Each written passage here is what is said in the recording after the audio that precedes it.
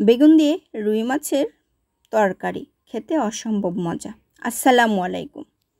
আকলিমাস blog থেকে আমি আকলিমা সবাইকে আমন্ত্রণ জানাচ্ছি সম্পূর্ণ ভিডিওটি দেখার। হাজির হয়ে গেলাম মজাদার স্বাদের একটা রেসিপি, বেগুন আর রুই মাছের একটা রেসিপি নিয়ে। আশা করি পুরো ভিডিওটির সঙ্গেই থাকবেন।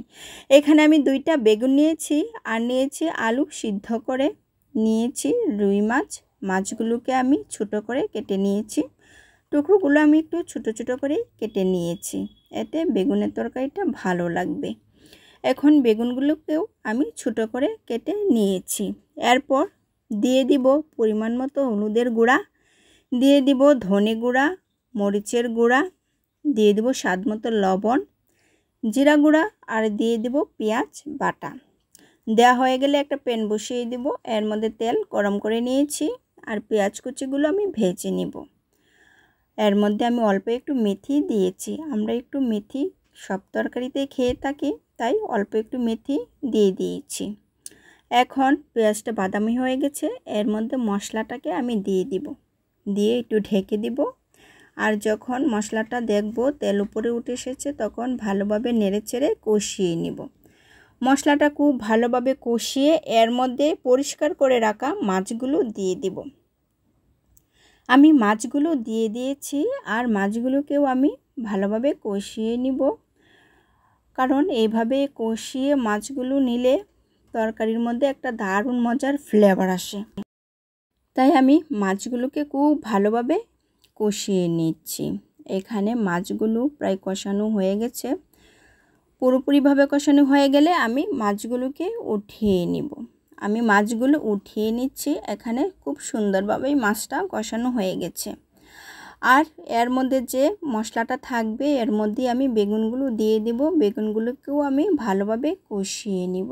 আর বেগুনের তরকারি খুব বেশি সময় লাগে না, অল্পতেই বেগুন গলে যায় আর খেতেও খুব ভালো লাগে। আমি একটু ঢেকে দিয়েছি আর এর মধ্যে সিদ্ধ করে রাখা আলুগুলোও দিয়ে দিব। বেগুনের সাথে সিদ্ধ আলু দিলে তরকারিটা খেতে অসম্ভব ভালো হয়, একদম মাখা মাখা হয়। যেহেতু বেগুন একটা সফট সবজি, অল্পতেই গলে যায়, এর মধ্যে আলুটাও একদম সফট, দুটা মিলে একটা মাখা মাখা অবস্থায় থাকে, খেতে অসম্ভব ভালো লাগে। আমি এখানে আলুগুলো দিয়ে দিয়েছি, দিয়ে ভালোভাবে নেড়েচেড়ে কষিয়ে নেব। যখন কষানো হয়ে যাবে আমি অল্প পরিমাণে পানি দিয়ে দিব। পানিটা দিয়ে একটু নেড়েচেড়ে দিব। তারপর যখন বলক উঠে আসবে এর মধ্যে কষিয়ে রাখা মাছগুলোকেও দিয়ে দিব।